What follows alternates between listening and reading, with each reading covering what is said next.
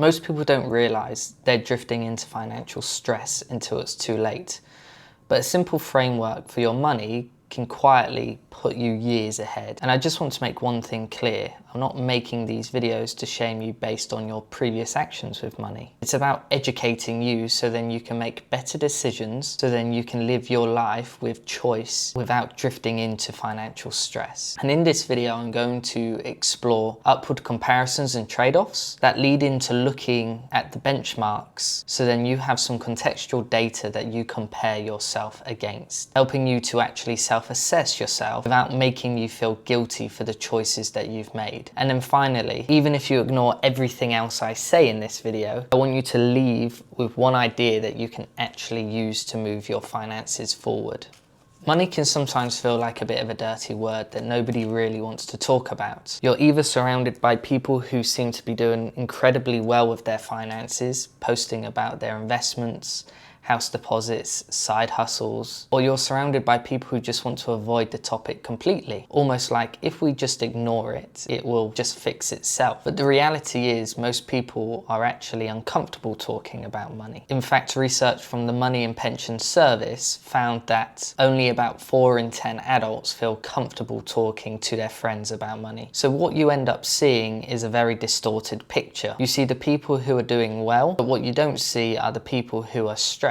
And you definitely don't see the people who feel completely lost with their finances. And everything you're seeing is all surface level. In that study, it said money conversations don't need to be polished or perfect. They just need to happen, because clarity with money shouldn't come from surface level comparison. It should come from understanding where you are and what to do next. And once you have that clarity and understanding, the feeling of being behind starts to disappear. But before we talk about where you actually stand financially, we need to talk about one of the biggest reasons people feel behind in the first place. And that something is called upward comparison. One of the biggest reasons people feel behind financially is something called upward comparison. And this is where we look at people who appear to have more than us. They seem to have more money, a nicer car, they go on better holidays, or generally buy more expensive things. And in that moment, it can feel like everybody else is doing better than you. There is actually another type of comparison called downward comparison, where we look at people who might be less fortunate than us. But as humans, we naturally are wired to compare upwards, and psychologists have studied this for years. And research shows that people tend to compare themselves to those who appear slightly ahead of them, which means we often compare our real life to someone else's highlight reel. And that's where the illusion starts, because what you see financially is often very different to what is actually happening behind the scenes. So if you let me give you a simple example, imagine you and your friend goes clothes shopping together. You head into places like Primark, Uniqlo, Zara, H&M. You're picking up a few things you like, but nothing crazy, some basic items. Meanwhile, your friend walks straight into the designer stores and you watch them come out with bags that probably cost more than your entire shopping trip. And in that moment, you might think, wow, they must be doing really well financially. They're so rich. And when you get to the till, they start talking about the points and the rewards that they're going to earn on their credit card, but you're just standing there paying with your NatWest debit card that's completely battered. And it feels like they're playing a completely different financial game to you, where they're streets ahead of you. But at the end of the month, when it comes around, you've already forgotten about the clothes that you've bought. You've forgotten about the purchase because you paid for them in full with your battered debit card, but they're still carrying the balance on that credit card. They only paid a minimum payment, which means that they actually haven't paid for those clothes yet. And this isn't unusual. Credit card debt is incredibly common. Research from the Bank of England shows that millions of people in the UK carry credit card balances from month to month, paying interest just to maintain their lifestyle. So what looked like wealth in that moment was actually debt disguised as spending power. And this is why upward comparisons can be so dangerous, because you're comparing your real financial situation to someone else's temporary spending power. And that can make perfectly sensible financial decisions, like buying your cheaper clothes, feel like you're falling behind and make you feel a bit shit, when in reality you're making a much smarter financial decision. The comparisons that actually matter financially are not about those who spend the most today. They're about who's investing for their future, the people quietly building their peace of mind funds, the emergency funds, the people consistently investing every month, the people increasing their income over time. Those are the comparisons that actually determine long-term wealth. As we talk about comparisons that actually matter, they're not about the ones who spend the most today. They're about who's investing for their future. But even that comparison can be misleading, because what you don't see are the trade-offs that people have made to get there. Just like with upwards comparisons, we tend to only see the surface level results. And you might see someone who has built a large investment portfolio, someone who's managed to buy a house and they're debt-free, or someone who seems incredibly disciplined with their money, and it can look like that they've just naturally got it all figured out. But what you don't see are the internal trade-offs that person has made along the way. You don't see the mental wrestle that they've had when deciding, do I buy something nice today or do I invest this money instead? You don't see the evenings where they chose not to spend their money when everybody else was going out. You don't see the times that they've pushed themselves harder at work to try and earn that promotion, or the moments where they're focusing on their career so much that they've spent less time socially with their friends or family, which is incredibly important. So every financial outcome is usually the result of a series of invisible trade-offs. Like at university, if we went to Spoons for a pint, quick shout out to Christopher Creek next to the old fire station in Bournemouth, I would always order a Bud Light, and before anybody says it, yes, I know, not exactly the pint you would have in mind, probably the reason why I didn't pull, but it was a £2 pint, which meant I could have 5 pints for a tenner. Meanwhile, my mates would walk up to the bar and order a Peroni, a San Miguel, and yeah, I would definitely rather have been drinking those types of pints,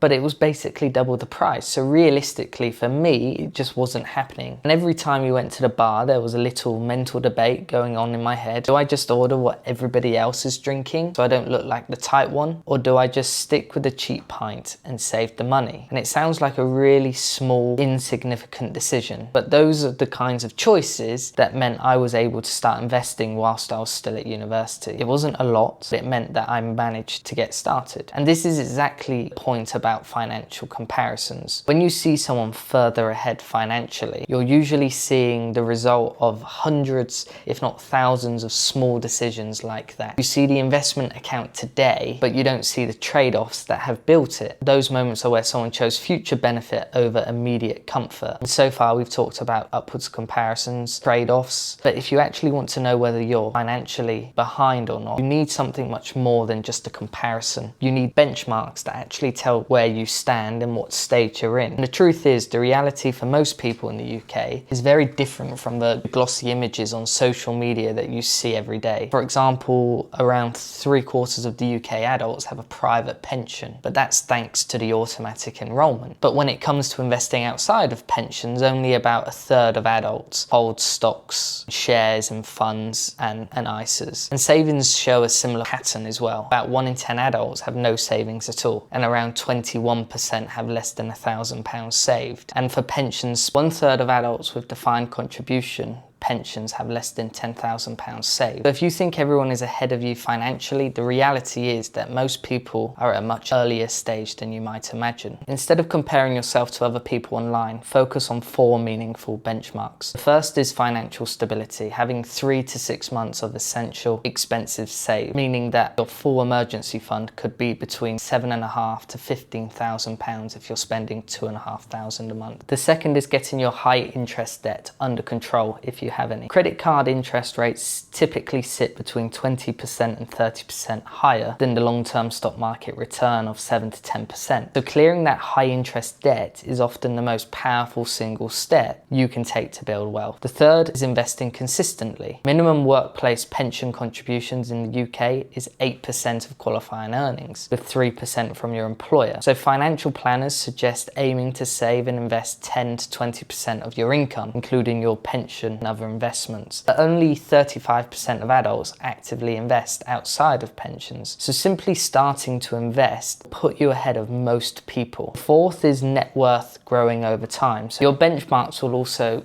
have a lot more clarity if we take this one step further and look at the typical progress by age. In your 20s, the average savings are around £2,699. So the focus is building stability and starting to invest. In your 30s, average savings are around £11,000. So the focus is consistency in investing and property ownership. In your 40s, average savings are around £13,000. So the focus is optimizing contributions and growing your net worth. 50s and over, the average savings are around £33,000. So the focus is consolidating your wealth and preparing for retirement. And even for people who didn't have access to early investing information, progress happens gradually, and it's never too late to improve your situation.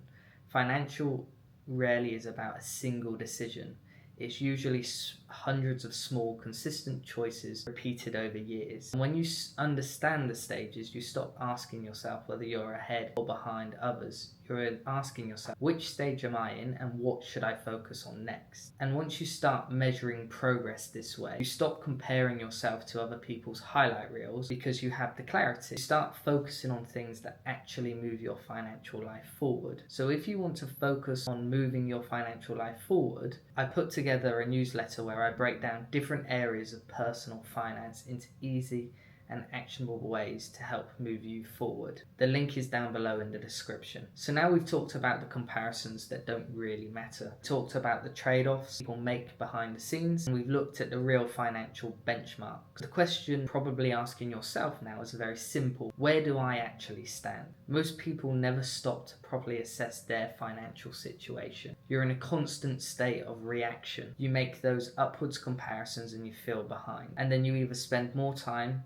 spend more to keep up, or avoid thinking about money altogether. So then you can be proactive and take those steps forwards to understand where you are and where you need to get to in order to achieve what you want to. So here is a quick way to think about it. Ask yourself 3 simple questions. First, do I have 3 to 6 months of essential expenses saved as an emergency fund or a peace of mind fund? Because research from the Financial Conduct Authority show that around 1 in 10 adults have no savings at all, and about 1 in 5 have less than £1,000 saved. So if you're already building that emergency cushion, you're already doing something many people haven't managed to do. And this isn't going to build you wealth, but it does remove financial uncertainty because you know you now have some security. Second, are you consistently investing for your future? That might be through your workplace pension, a stocks and shares ISA, or another investment account. Remember that only 1/3 of the UK adults actively invest outside of their pension. So even starting small and investing regularly puts you ahead of where many people begin. And the third is your net worth increasing over time. In simple terms, are your assets growing faster than your debts? Because this is where you are building your wealth. It doesn't matter whether your progress is small, because it's much better to tweak something that's working instead of fixing something that's broken. And I'm sure you would rather have the conundrum of trying to increase your assets by 5% instead of having to unlearn all of your bad habits and then relearn positive habits. Now, depending on how you've answered those questions, you're probably in one of 3 positions. You might be just getting started and focusing on building stability. You might be somewhere in the middle, saving and investing, but still figuring it out. Or you might be further along, but you're wanting to optimize and accelerate your progress. None of these positions are wrong. They're simply different stages of the same journey, because once you understand which stage you're in, something important changes. You stop worrying about where everybody else is, and you start focusing on the next step that actually moves your own finances forward. If you've watched this and realized you might be earlier in the journey than you expected, that's completely normal. The good news is that there are clear things that you can do to start improving your situation. After everything we've spoken about in this video, you might have come to a difficult conclusion. Maybe you do feel a little bit behind financially. Maybe your savings are not where you'd like them to be. Maybe you have not even started investing yet, but that's okay. Maybe you feel like you should be further ahead by now. And again, that's okay. The most important thing to understand is that feeling behind does not mean you're stuck. Remember, you're not a tree. You can move. You just need to start making those positive moves. Step 1, build your financial stability before worrying about investing or growing wealth. You need to have that stability. That means focusing on the basics. Start by building an emergency fund or a peace of mind fund, that Nisha would say. Even something like £500 to £1,000 can stop unexpected expenses is turning into debt. And remember, earlier we talked about 1 in 10 people in the UK having no savings whatsoever. So building a small financial buffer puts you in a much stronger position than you might realize. Step 2 is start investing as early as you can. Once you have some stability, the next step is to start investing consistently. This does not mean trying to time the market or pick perfect stocks. It means building the habit of investing regularly. For many people, the simplest place to start is their workplace pension or a stocks and shares ISA. Even small amounts matter, because what really builds wealth over time is not perfection, it's time and consistency. Step 3, focus on increasing your income over time. Saving and investing are important, but one of the most powerful ways to improve your financial position is increasing your income and then putting that to work. So that might be developing new skills, pushing for promotions, changing job, building additional income streams, because once your income grows, everything becomes easier. Saving, investing, and building wealth becomes much faster. You have surplus of funds to invest and to use it to get to where you want to. And this is where most people get it wrong. They think being behind financially means they have failed somehow. But most people who build wealth did not start in a perfect position. They just started and then they kept going. And once you focus on these 3 things, something powerful happens. You stop worrying about where everybody else is and you start building momentum in your own financial life. Small improvements start to stack up month by month and year by year. In my newsletter, I share simple strategies to help you stop losing money, start investing confidently, and build a system that actually grows your wealth. There'll be a link in the description where you can sign up.